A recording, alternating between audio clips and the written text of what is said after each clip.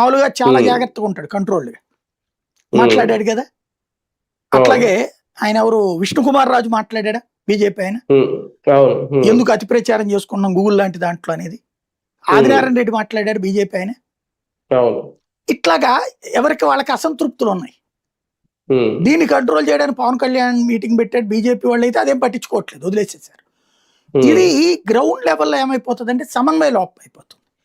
అవును. దాన్ని ఉమ్, సెటరైట్ చేయడానికి చంద్రబాబు గారు నిన్న చెప్తోంది. పవన్ ఉమ్, కళ్యాణ్ నేను ఎట్టున్నాం మీరు కూడా అట్టుండండి అని. ఉమ్, ఉమ్, మీ ఇద్దరూ పొందినటువంటి లాయల్టీ, ఆ ఉమ్, లెగసీ ఉమ్, కింద స్థాయిలో ఇప్పించమని ఎమ్మెల్యేలకు కూడా చెప్పాలి ఆయన. ఇప్పుడు అంటే పవన్ కళ్యాణ్ ఆడికి క్షేత్రస్థాయిలో పోతే అది ఆడికి లేదనే ఫ్లైట్ కదా. పంపిస్తున్నారు, ఆడికి పోతే ఆడికి హెలికాప్టర్.